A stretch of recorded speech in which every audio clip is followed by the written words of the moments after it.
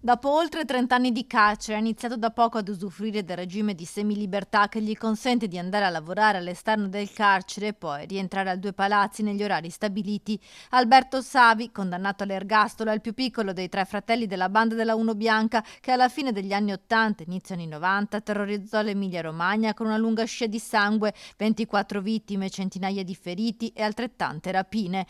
In questi anni di prigione, sempre trascorsi a Padova, Alberto Savi ha cercato di mantenere un basso profilo, partecipando alle attività lavorative del carcere e ad un percorso rieducativo che l'hanno portato così ad ottenere la semilibertà e l'impiego con la cooperativa All'Opera fondata da due ex detenuti. La polemica però l'ha travolto in questi giorni dopo le dichiarazioni del fratello maggiore Roberto Savi, la mente della banda della Uno Bianca in carcere a Bollate. Durante la trasmissione Belve di Rai 2 ha parlato delle indagini che hanno portato all'arresto, aprendo scenari inquietanti.